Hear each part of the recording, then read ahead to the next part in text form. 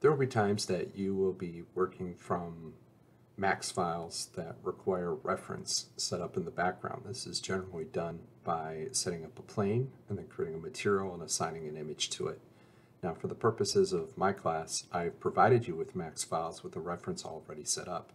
Now, this is going to require you to have two separate files in the same folder.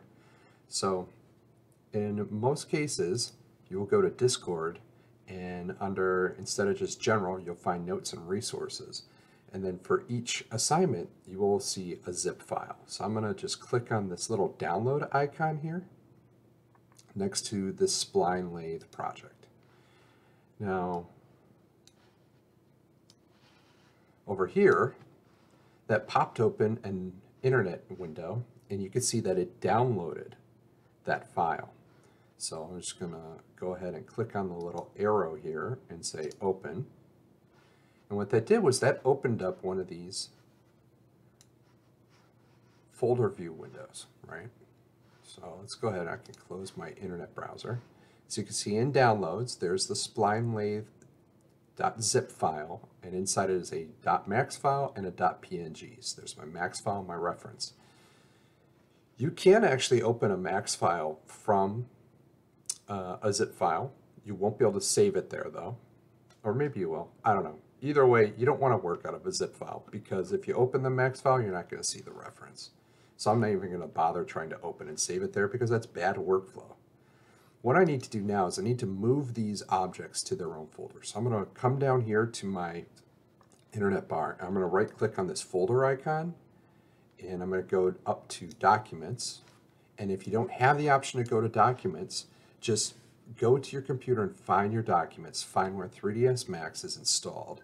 You can see here I have 3ds Max 2022, that's the version of the software I'm working in currently. Now I'm going to expand this, and I'm going to go to Scenes, and now inside there I'm going to make a new folder called Spline Lathe. Basically, I'm going to make a folder that matches the same name as that zip file. And it looks like I already have one in there. Let's delete that old one. And now I can come in here and rename this Spline Lathe. I misspelled it.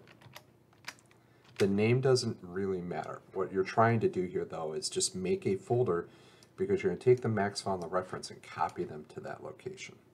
Right? And so in this case, I just selected them and dragged them into it. And what the software did was copy them out. I can now select this zip file and delete it. And it's no longer on my machine.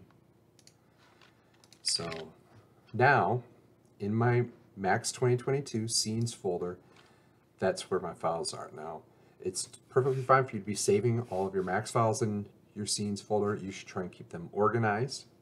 Right? You will see at the root, you should have your Max start file. If I come down here to Spline Lathe, now that's right there. I can click in this window here, copy it, and now in Max I can say File, Open. And I can paste that path in there, and now it opens that location. So now if I click on that Max file and say Open, you may get this error saying that the file was made with the student version. That's okay. You just say Continue. And so now, if we zoom out a little bit here, you'll see that there is a plane here inside the scene.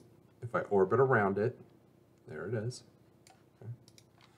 You'll see that it's not sitting right at 0. It's actually offset a little bit. You'll see if you try and click on it, you can't. That's because the image is actually frozen. And if I do rendering, render setup, it's set to scanline renderers, which we want. And if I do rendering, material editor, slate material editor, you see there's our material. Our material is set up. There's an image. The image is assigned to diffuse color. If I double click on the material, there it is. And I could change, before, in order to change the color of something, we go in and change the color swatch, right?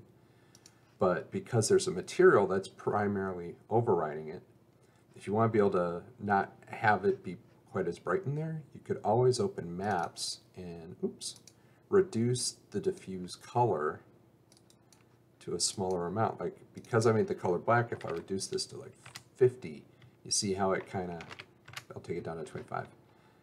Now the image is blending with that diffuse color, making it easier to see.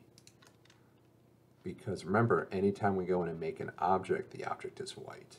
So there we go. So that's the process of going in and getting those files set up anytime I provide you a zip file like that.